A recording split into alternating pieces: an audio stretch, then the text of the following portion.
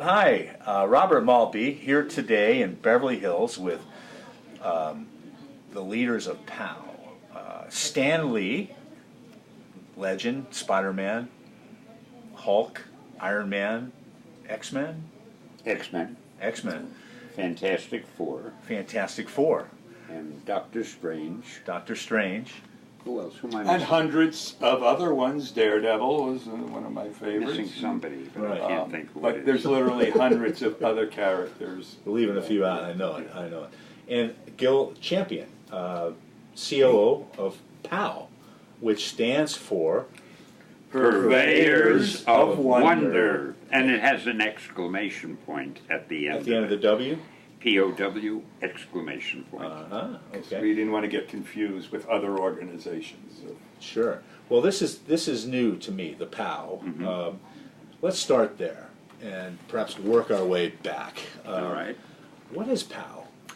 POW is an entertainment entity. It's a company. Our function is to entertain people through motion pictures, television, DVDs, new media, any way that we can, and print. And also your cameo performances. We don't want to, if we're going to entertain people, Get we to certainly those. must bring that up as part of. Can we get a tip off on Tron?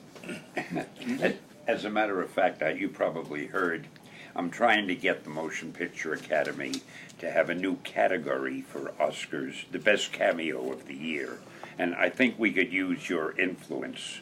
Okay, I'll work on that. See what you can do. It's sort of a I'll back for that. groundswell movement that's gaining popularity.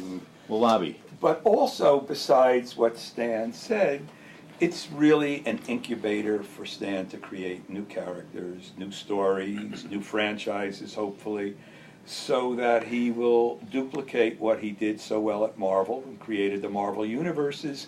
Here at POW, it's another whole cadre of new stories. So, regarding what's new and what's in the hopper, is there anything you can tip us off about? What are we allowed to talk about? See, a lot of stuff we can't mention. Understand? In order for us to be successful, our main mission is for us to come up with the concepts and the treatments and develop the ideas.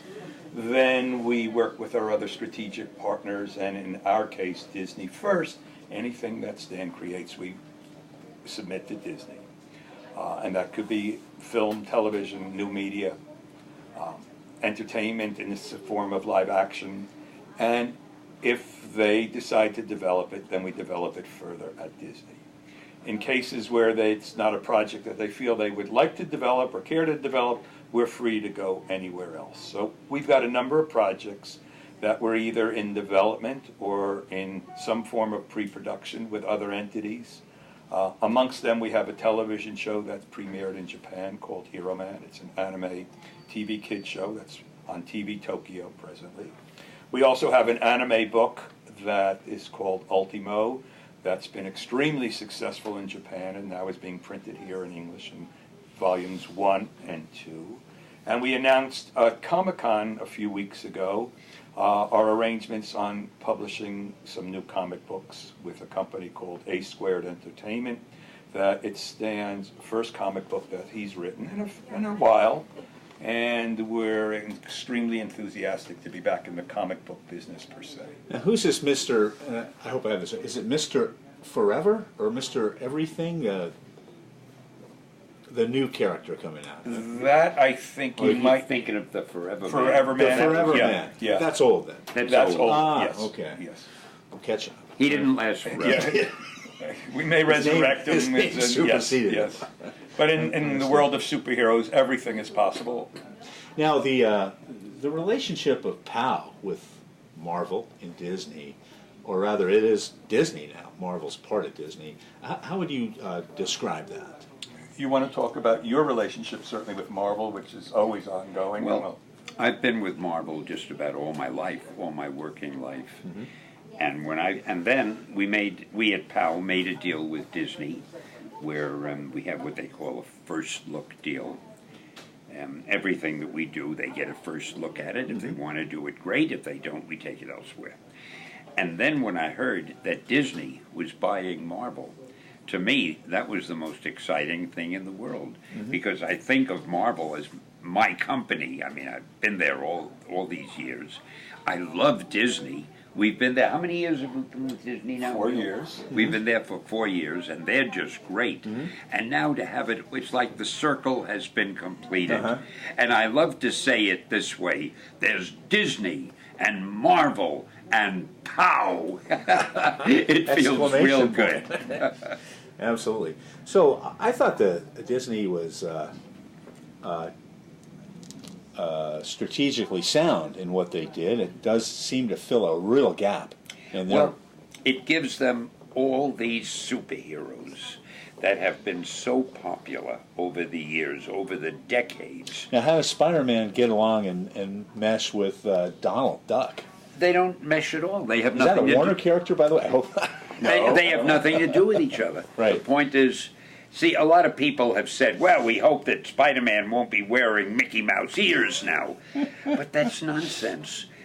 Disney and the people there are so smart and they're so creative. They recognize that Marvel has some great characters, and nobody can market and license and merchandise characters as well as Disney. They're the best. So they're not going to change anything. They know Marvel knows how to do those characters. It's just that now Disney will be able to handle the other end of it, the marketing, the licensing, Distribution's and pretty so vast. forth, while Marvel does what it has always done: creates the characters, does them in print and on film and on television too. Yeah. We do any number of animated cartoons based on the characters. Wow. We have one called Superhero City. In fact, I play the mayor. I do the voice of the mayor. I had to get that in. Sure. So it's been great. Disney, Marvel, and POW. It's a great triumvirate. Definitely. It sounds like you have some financial fans, too, with what's happened with Marvel and now with Disney. It does fill a huge hole in their portfolio. They really were a little bit removed or out of touch with the male teenager. In terms of that demographic and how that's evolved, if it has it evolved since when you first started writing comic books to today? Well, as far as the demographic goes, it's interesting. Comic books years ago were read by very young children and sort of semi-literate grown-ups. Years ago. Little by little, and I'd like to think it was the advent of Marvel Comics that changed that, because we started using college-level vocabulary in our books, and we started trying to get the kind of stories that older readers would appreciate. Little by little, the age of comic book readers has risen. Now, I think they are read either more by people older. I'd say that people in their late teens, 20s, and 30s are now reading Marvel Comics more than very young children are, although they still have the very young readers. Today, some of the people who are writing for Marvel Comics are people who write for television, who write novels, Stephen King, people like that. And everything has changed. Comic book publishing has become almost more erudite than it had been.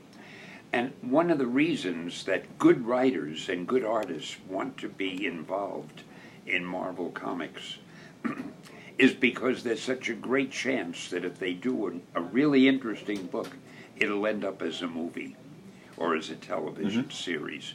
Nobody ever thought of that years ago. Right.